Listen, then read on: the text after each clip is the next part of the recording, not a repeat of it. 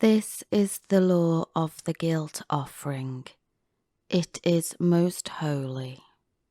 In the place where they kill the burnt offering, they are to kill the guilt offering, and he shall sprinkle its blood around on the altar.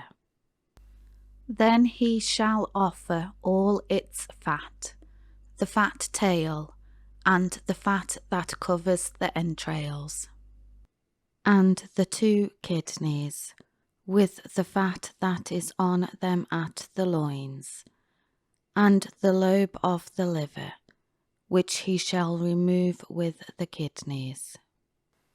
The priest shall offer them up in smoke on the altar, as an offering by fire to the Lord.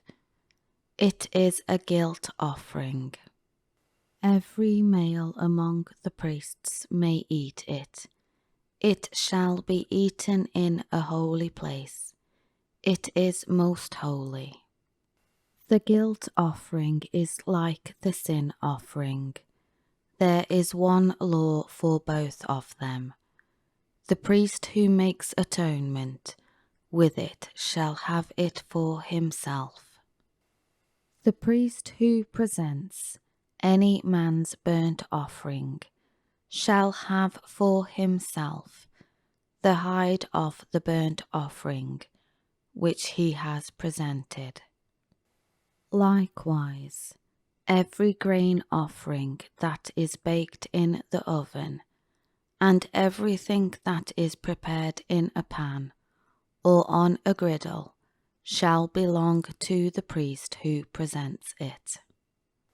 Every grain offering, mixed with olive oil or dry, all the sons of Aaron may have, one as well as another. Now this is the law of the sacrifice of peace offerings, which shall be presented to the Lord.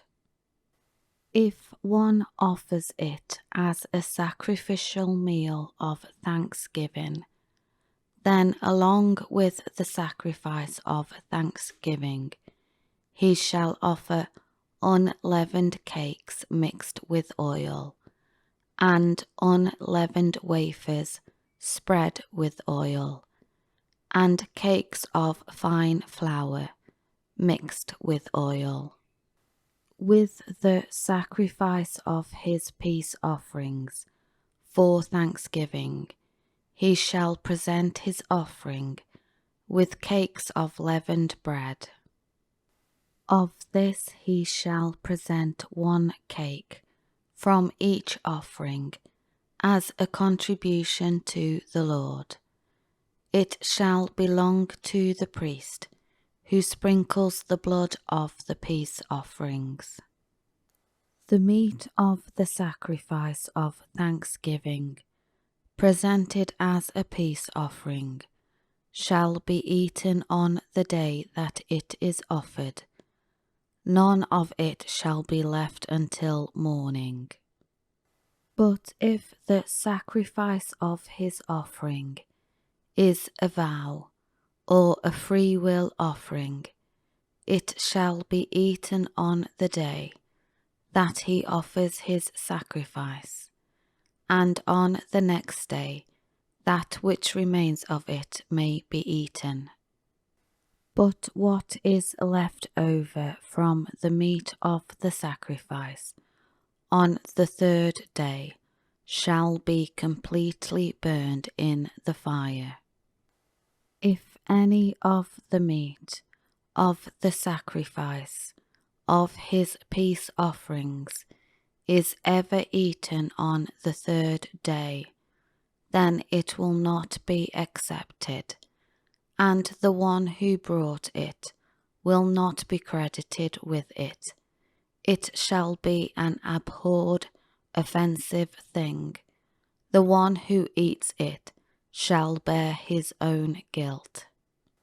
The meat that comes in contact with anything that is unclean shall not be eaten. It shall be burned in the fire.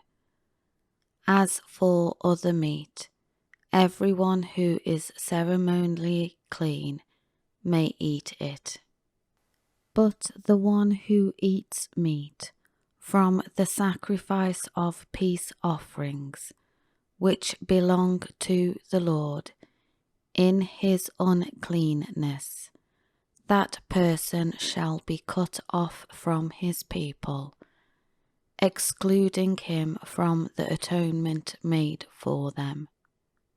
When anyone touches any unclean thing, human uncleanness, or an unclean animal, or any unclean detestable thing, and then eats the meat of the sacrifice of the Lord's peace offerings, that person shall be cut off from his people, excluding him from the atonement made for them. Then the Lord spoke to Moses, saying, Speak to the children of Israel, saying, You shall not eat any fat from an ox, a sheep, or a goat. The fat of an animal which dies of natural causes, and the fat of one which is torn to pieces by a predator, may be put to any other use, but under no circumstances are you to eat it. For whoever eats the fat of the animal from which an offering by fire is presented to the Lord, that person who eats shall be cut off from his people, excluding him from the atonement made for them. Moreover, you are not to eat any blood of any kind, whether of bird or animal, in any of your dwelling places. Whoever eats any blood, that person shall be cut off from his people. Then the Lord spoke to Moses, saying, Speak to the children of Israel, saying, He who offers the sacrifice of his peace offerings to the Lord shall bring his offering to the Lord from the sacrifice of his peace offerings. With his own hands he is to bring offerings by fire to the Lord. He shall bring the fat with the breast, so that the breast may be presented as a wave offering before the Lord. The priest shall offer up the fat in smoke on the altar, but the breast shall be for Aaron and his sons. You shall give the right thigh to the priest as a contribution from the sacrifices of your peace offerings. The son of Aaron, who offers the blood of the peace offerings, and the fat, shall have the right thigh as his portion.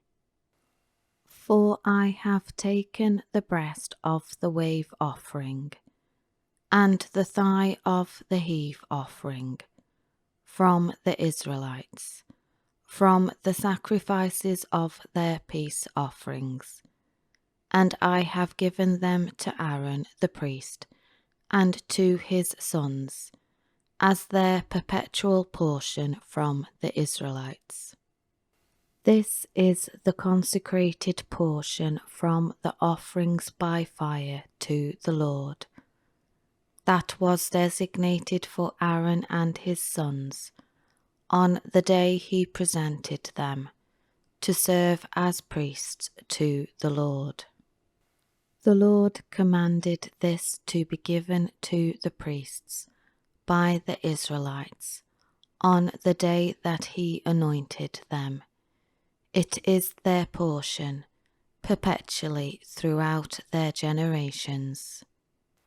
This is the law of the burnt offering, the grain offering, the sin offering, the guilt offering, the consecration, ordination offering, and the sacrifice of peace offerings, which the Lord commanded Moses at Mount Sinai, on the day he commanded the Israelites to present their offerings to the Lord in the wilderness of Sinai.